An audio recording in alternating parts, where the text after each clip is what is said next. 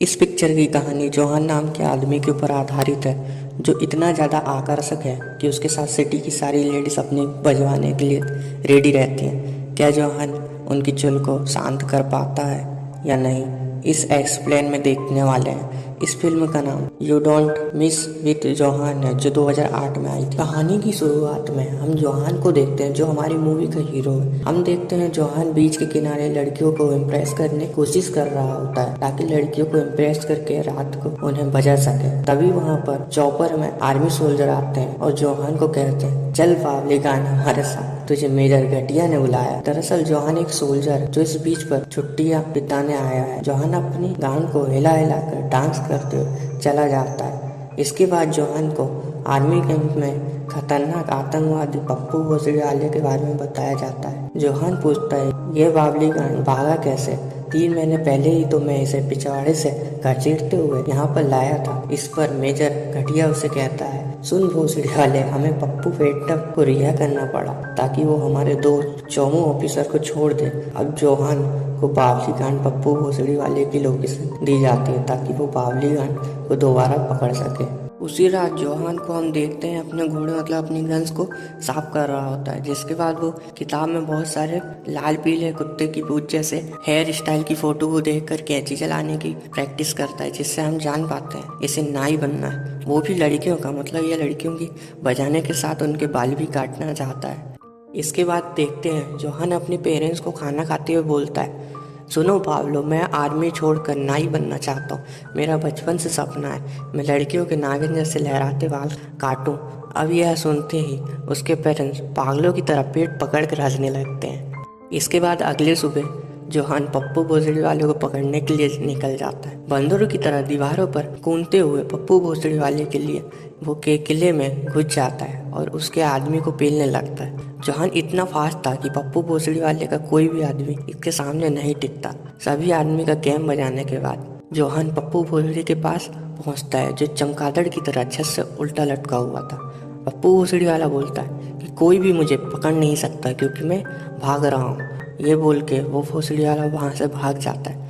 तभी जोहान उसे पकड़ने के लिए आयरन मैन की तरह उड़कर छलांग लगाता है। फिर बाहर आते ही पप्पू बावली गान रॉकेट लॉन्चर से उस पर हमला करता है, पर जोहान जहर जैसी बैक फ्लिप मारकर उससे बच जाता है। इसके बाद पप्पू बावली गान भागकर एक जेट स्की चुरा कर वहाँ से भागने लगता है, पर जोहान भी समुद्र में शार्क मछली की तरह तैरकर उसे पकड़ लेता है। पप्पू जोहान पर हमला करता है, पर जोहान उसे बोलता है, मैं मर्द हूँ, मुझे दर्द नहीं होता। इस पर पप्पू कहता है, तेरा कहने का मतलब क्या है? अरे मैं मर्द नहीं हूँ, मुझे भी दर्द नहीं होता। जोहान कहता है, चुतिए मेरी बात सुन, मेरी बात मान ले, जब मुझे दर्द नहीं होता। अब गुस्से में पप्पू पानी में से एक पिराना मछली निकालकर उसे अपने गर्दन कटाकर बोलता है, देख मुझे भी दर्द नहीं होता। तभी जोहान पिराना को उठाकर अपने कच्चे में डाल लेता है, जिससे देखकर पप्पू की गांड फटकर चौसट हो जाती है। इसके बाद पप्पू बावला होकर एक हैंड ग्रेनेड निकालकर जोहान की तरफ फेंकता है, पर तभी जोहान टेबल टेनिस वाला बैट निकालता है और उससे दोनों बावली गान टेबल टेनिस खेलने लगते हैं। पर कुछ देर बाद ग्रेनेड फट जाता है और पानी में से बाहर आता है पप्पू भोसड़ी वाला। वो देखता है जोहान तो वहाँ नहीं है, पर उसका कच्छा तैर रहा है। यह देखकर पप्पू बावला होकर नाचने लगता है। उसे लगता है जोहान टपक चुका है, लेकिन हम देखते हैं जोहान जिंदा है और चुपके से वहाँ से भाग जाता है। इसके बाद देखते हैं जोहान एक प्लेन में है और कुत्तों के पिंजरे में बैठकर उनसे बात कर रहा है।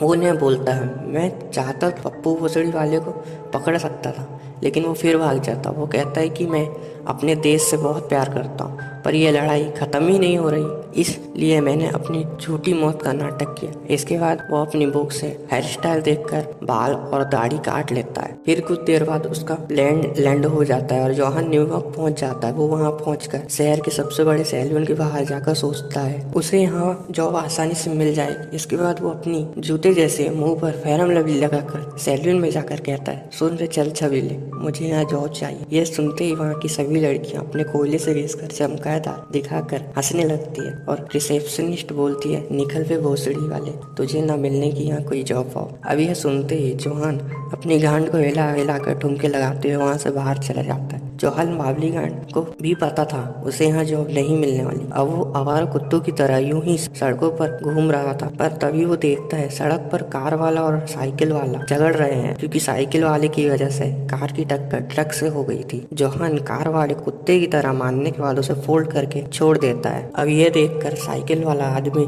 जिसका नाम माइका लाल है, खुश होकर उसे अपने घर ले जाता है। फिर सभी साथ में डिनर करते हैं। डिनर के बाद माइका लाल अपनी माँ को ढूंढने जाता है, पर वो देखता है चौहान उसकी मोम की बजा बजा कर पड़ रहा है। अब यह देखकर माइके लाल का दिमाग का भोसड़ा हो जाता है और वो चौहान को बोलता है, जिस थाली में खाया उसी में मोती है साले, एक दिन तो वेट कर लेता। अब क्योंकि माइका लाल का मूड ऑफ था, इसलिए चौहान उसका मूड ठीक करने के लिए उसे क्लब में ले जाता है। क्लब में पोपट नाम का एक लौंडू चौहान को पहचान लेता है और उसे उसके पीछे पड़ जाता है, पर चौहान उसे बोलता है कि मैं चौहान नहीं हूँ, मेरा नाम पोपट नाई है। लेकिन वो आदमी नहीं मानता। अब चौहान इस चूतिया को से पीछे छुड़ाने के लिए सब सच बता देता है। इसके बाद पोपट उसे अपना कार्ड देता है जो एक इलेक्ट्रॉनिक शॉप का था, पर चौहान बोलता है, मैं इस शॉप में काम नहीं कर सकता क्योंकि मैं नाई बनना चाहता हूँ। इसके बाद वो कई इंटरव्यू देता है, पर कहीं भी उसे नाई की नौकरी नहीं मिलती। अब चौहान के पास कोई रास्ता न होने पर पोपट के पास जाता है, उससे काम मांगने लगता है, पर पोपट उसे एक शॉप दिखाता है जो उसके दुश्मन केकड़ा गैंग के इलाके में। पोपट कहता है कि तुम्हें वहाँ आसानी से नाई का काम मिल जाएगा। चौहान पूछता है, ये केकड़ा गैंग किस हरामी की है? तो पोपट उसे कहता है, पप्पू बावली की, और वो यहाँ पर बर्गर बेचता है। अब ये देखकर चौहान चौंक जाता है और बोलता है, साला ये चूतिया किस तरह के काम कर रहा है। फिर चौहान उस बार्बर शॉप में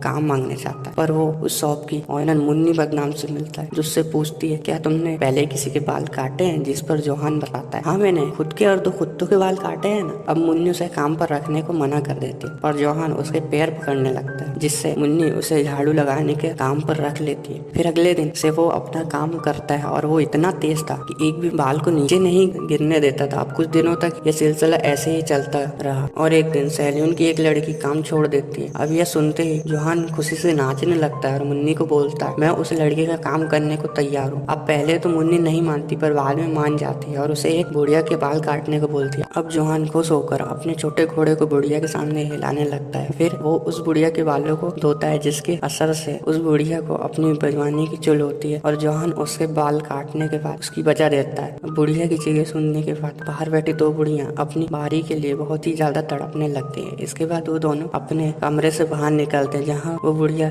लंगड़ाते चल रही थी, जिसका मतलब यह था चौहान ने उसका अच्छे से गेम बजाया है। अब इसके बाद से उस सैलून के बाहर बूढ़ी औरतों की लाइन लग जाती है, क्योंकि वो सभी चौहान से अपना गेम बजवाना चाहती। वही चौहान भी यह मौका नहीं छोड़ता और वो दबा दबा कर उन सभी बुढ़ियों के साथ गचागच करता है। वो सभी औरतों को जवानी के मजे दे रहा, और इतना ही नहीं, कभी कभी तो वो एक साथ 2-2 को भी पेल डालता। अब अपने इसी टैलेंट से चौहान बहुत पैसे कमा लेता है। वो सभी पैसे मुन्नी को दे देता है और मुन्नी जमीन मालिक को दे देती है। अब कुछ दिन बाद चौहान मुन्नी बदनाम के साथ एक पार्क में घूमने जाता है। वहाँ पर वो मुन्नी को बोलता है कि बातचीत करने से दोस्ती बढ़ती है और इससे गचरगच करने मिलता है। इस पर मुन्नी बदनाम उसे मना कर देती है। उसे कहती है, ऐसा कुछ नहीं होने वाला, मैं तो बस तुम्हें यहाँ पर घुमाने लाई थी।